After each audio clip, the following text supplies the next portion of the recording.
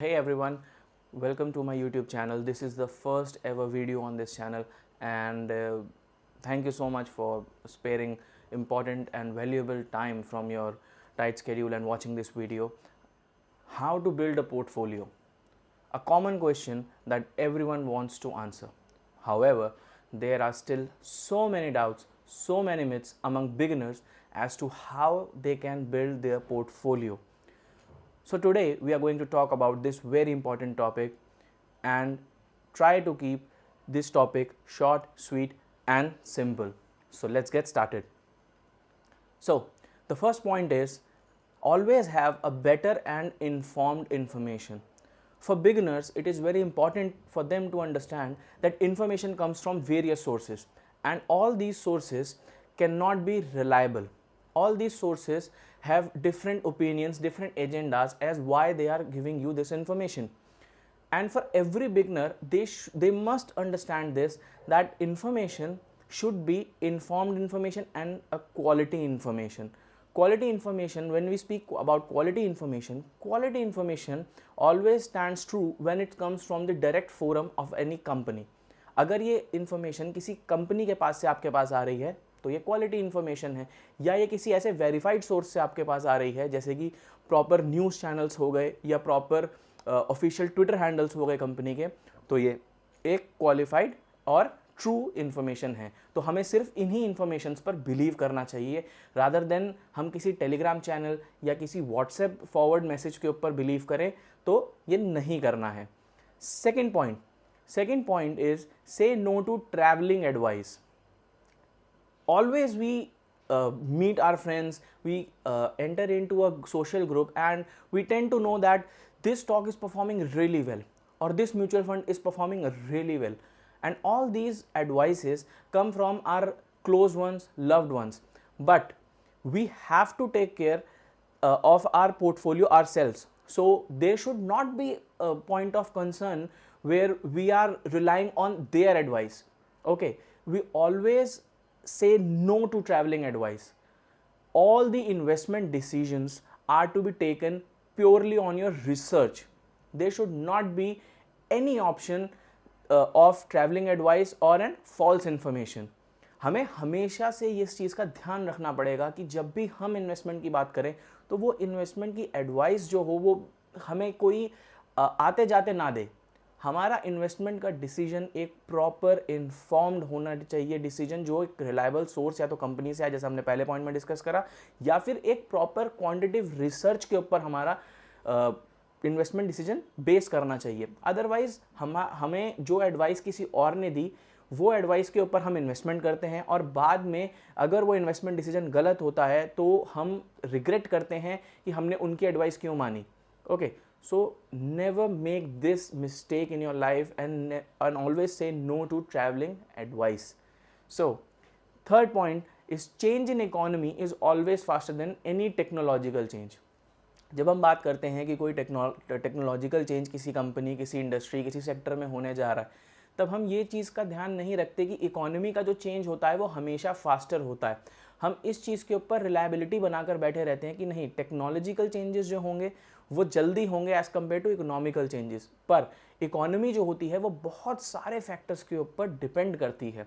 Economy के अंदर कोई भी चेंज होगा तो वो फास्टर होगा एज़ कम्पेयर टू टेक्नोलॉजी के अंदर चेंज होने से, बिकॉज टेक्नोलॉजी के अंदर जो चेंज होता है it takes years, it take months, it take decades to happen. Because technical changes जो होते हैं उनको डेवलप करने के लिए हमें प्लान करना पड़ता है, बट इकोनॉमी के अंदर कुछ चेंजेस ऐसे होते हैं जो हम कभी प्लान नहीं करते हैं, बट अनफॉर्चुनेटली वो चेंजेस ऑटोमेटिकली होते हैं. फॉर एग्जाम्पल जैसे रशिया और यूक्रेन का वॉर, हमारी इकोनॉमी में कोई प्रॉब्लम नहीं है. Indian economy is one of the most stable economies as of now. However the changes in the other economies always distract the pace of our economy. अब वहाँ पे प्रॉब्लम शुरू हुआ, ऑयल में राइस शुरू हो गया. ऑयल में राइस शुरू हुआ तो वो हमारी इकोनॉमी के लिए एक इम्पैक्ट नेगेटिव देकर गया है. तो हमें इस चीज़ का बिल्कुल ध्यान रखना है कि जो इकोनॉमी के चेंजेस होते हैं that are far more faster than any technical change in the any sector और in any company. So always make sure कि इकोनॉमी के चेंजेस के साथ हम जुड़े रहें, हमें पता होना चाहिए कि वर्ल्ड इकोनॉमी में क्या हो रहा है, इंडियन इकोनॉमी में क्या हो रहा है, सो दैट हम उसके हिसाब से एक मैच्योर इन्वेस्टमेंट डिसीजन ले पाएँ और हमारा पोर्टफोलियो उसी के अकॉर्डिंग बिल्ड कर पाएँ। Fourth point, don't be tempted in making money in short term. हम सबको ऐसा लगता है कि आज मैंने पैसा आज डाल दिया है तो इसका रिटर्न जल्दी से जल्दी हमें मिले। We always tend to believe that making money is short term is our primary goal and primary concern. अब अगर आप पोर्टफोलियो बिल्ड करना चाहते हैं तो आपको ये चीज़ पता होनी चाहिए कि हर कंपनी क्वार्टरली अपनी परफॉर्मेंस का अनाउंसमेंट करती है, उसके अंदर जो भी चेंजेस होते हैं और जो भी उनकी प्रोग्रेस होती है, जो भी उनकी ग्रोथ होती है, वो उसके अंदर बताती है। और इसी के बेसिस के ऊपर हम जैसे रिटेल इन्वेस्टर्स, बड़े बड़े फॉरेन इन्वेस्टर्स और डोमेस्टिक इन्वेस्टर्स एक डिसीजन मेकिंग स्टेप लेते हैं। अब एक साल में अगर 4 क्वार्टर हैं तो इमेजिन करिए कि हर कंपनी की ग्रोथ इन 4 क्वार्टर से होकर गुजरेगी। हर साल के अंदर ये 4 क्वार्टर आते हैं। बड़ी बड़ी कंपनीज जैसे कि Reliance, HUL, ITC, so many companies, इन सारी कंपनीज के अंदर जो भी चेंजेस होते हैं वो ग्रेजुअली क्वार्टरली होते हैं, हाफ ईयरली होते हैं, देन एनुअली होते हैं और इसी के बेसिस पे इन्वेस्टमेंट डिसीजन लिए जाते हैं और इसी के हिसाब से बाइंग सेलिंग होती है। तो हमारा जो इन्वेस्टेड अमाउंट है उसको ग्रो होने के लिए टाइम लगता है। हमने बचपन में हमेशा सुना होगा कि हमारी फैमिली में किसी ने एक प्रॉपर्टी खरीदी है। अब उस प्रॉपर्टी को 5-10 साल नहीं 20-25 साल भी लोगों ने रखा है और उसके बाद उसके रिटर्न्स मैनीफोल्ड हो गए। और वो कैसे हुए? क्योंकि वो इलिक्विड एसेट था, उसके अंदर से उन्होंने पैसा निकाला नहीं, इसके लिए उसमें रिटर्न्स बने। ऐसा ही सेम केस हम PPF और EPFs में भी देखते हैं। तो इसीलिए अगर हम स्टॉक्स की बात करते हैं तो स्टॉक्स के अंदर भी हमें इस चीज़ का बिल्कुल ध्यान रखना चाहिए कि जो हम इन्वेस्टमेंट के लिए पैसा डाल रहे हैं वो बिल्कुल शॉर्ट टर्म नहीं होना चाहिए। देखिए शॉर्ट टर्म में पैसा बनता है, ट्रेडिंग करते हैं लोग, that is okay, but that needs a professional approach. उसके लिए आपको प्रोफेशनली काफ़ी सारी चीज़ें समझनी पड़ेंगी, काफ़ी सारी चीज़ों पर आपका हैंड्स ऑन बहुत स्ट्रॉन्ग होना चाहिए, अदरवाइज आप उसको नहीं मैनेज कर पाओगे। तो न्यू इन्वेस्टर्स को एक चीज़ समझनी चाहिए कि कभी भी शॉर्ट टर्म के पीछे ना भागें और अच्छे स्टॉक्स का एक अच्छा पोर्टफोलियो लॉन्ग टर्म के लिए बिल्ड करें। और 5वां पॉइंट है, never over diversify your portfolio. Beginners को ये चीज़ें हम काफ़ी बार बोलते हैं कि अपना पोर्टफोलियो डाइवर्सिफाइड रखो, अपने पोर्टफोलियो के अंदर अलग अलग सेक्टर्स के, अलग अलग इंडस्ट्रीज़ के स्टॉक्स का एक बंच बनाओ। But my dear friends, over diversification is a problem. Over diversify करना एक बहुत बड़ी प्रॉब्लम है। सपोज़ करिए आप एक IT सेक्टर के अंदर इन्वेस्टमेंट करने जा रहे हैं। अब IT सेक्टर के अंदर जब आप इन्वेस्टमेंट करते हैं तो इन्फोसिस, TCS, विप्रो, टेक महिंद्रा, ऐसी बहुत सारी कंपनीज़ हैं। पर अगर आप एक ही सेक्टर की 10 कंपनियां लेके बैठ जाएंगे तो आपका वो डाइवर्सिफिकेशन फ्रूटफुल नहीं है।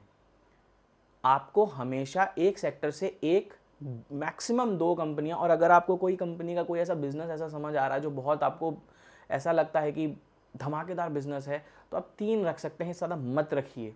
ये ओवर डाइवर्सिफिकेशन है, 3 भी बहुत ज़्यादा हैं।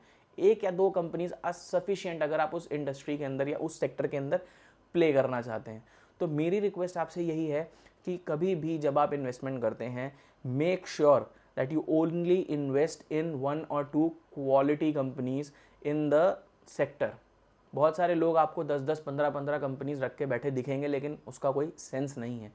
अगर आप TCS में month on month, quarter on quarter आप अच्छी सी इन्वेस्टमेंट करते हैं तो आपके पास एक अच्छी क्वांटिटी भी बिल्ड होगी और उसके बाद आपका डिविडेंड भी उस हिसाब से मिलेगा, आपको बोनस और स्प्लिट वगैरह इन सब में भी आपको बेनिफिट मिलेगा। लेकिन अगर एक सेक्टर की 10 कंपनियां हैं तो आप उन 10 कंपनियों के अंदर हर महीने इन्वेस्टमेंट करना मुश्किल हो जाएगा आपके लिए और उसके अंदर आप ज़्यादा इन्वेस्टमेंट नहीं कर पाएंगे।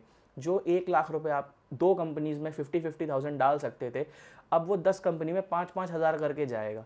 प्लस आप ना उनकी क्वांटिटी ऐड ऑन कर पाएंगे, ना आप उनके अंदर ज़्यादा डिविडेंड्स अर्न कर पाएंगे।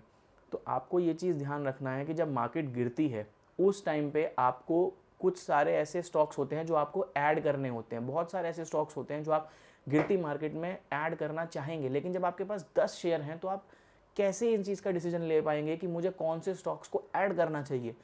तो आपको एक चीज़ का बिल्कुल ध्यान रखना है, never over diversify your portfolio.